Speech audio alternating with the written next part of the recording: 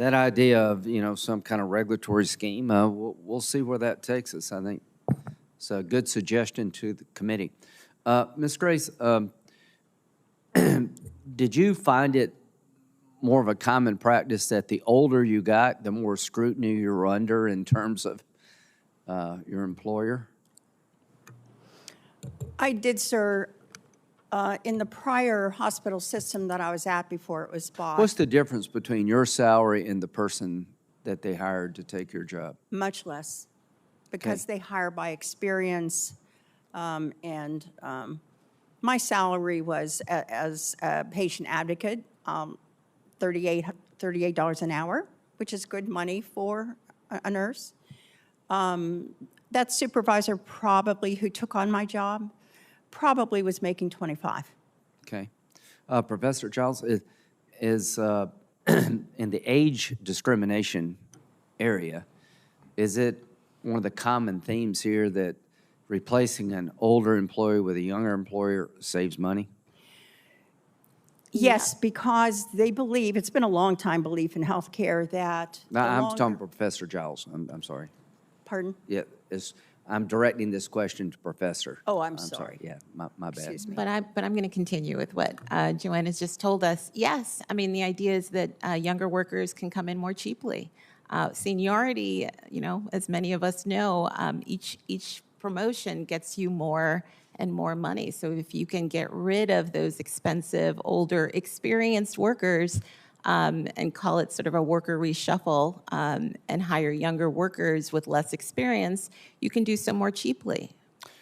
The idea of going to court, the burden is still on the plaintiff, right?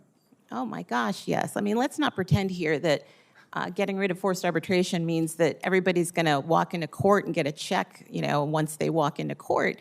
The federal judicial system has tremendous amounts of tools for federal judges to use to make sure that the cases before them are valid, are meritorious, and they use them on a daily basis. I think Rule 11 is one of those tools, right?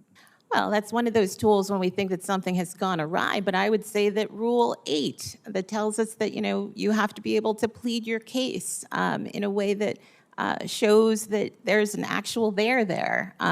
That's a meaningful rule. Rule 12b-6, which gives Victor the opportunity to represent his clients by seeking to dismiss claims that they think lack legal merit. It's a ton of stuff that lawyers and judges do to ensure that the system of laws operates the way that we want it to. But forced arbitration basically says, let's just forget all that and forget all those cases and shunt them into a private system. So I think that's the real problem here. Ms. Grace indicated that she could only call one witness in the arbitration setting. Is that common? Oh, I'm sorry, you were still asking me? Yes. Yes. So the arbitral providers really limit discovery. That is one of the ways in which they can promise to their repeat clients that they will not have to spend very much money and not have many of their corporate executives have to sit down for depositions. So yes, my understanding is that very tight limits on discovery. Well, thank you. Mr. Chairman, I think the Protecting Older Americans Act, I hope the committee will take it up and we can pass it. And to Mr. Schwartz, I think your idea about some federal guidelines in this area make some sense to me, and I'd like to continue this discussion.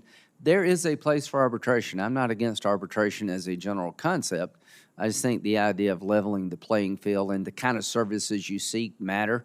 The more sophisticated the service, the more level the playing field would be, in my view. So at the end of the day, basic consumer engagements, we need to make sure that people are not left out to dry when it comes to sexual harassment, age discrimination, and other areas of our lives, that people have a chance to have their day in court. But generally speaking, having arbitration is a good thing. I think it is cheaper, it is more efficient, but there are circumstances where it really doesn't render justice. And that's what I'm looking for, is try to find that balance. Thank you. Thanks, Senator Graham. Senator Whitehouse. Thanks very much.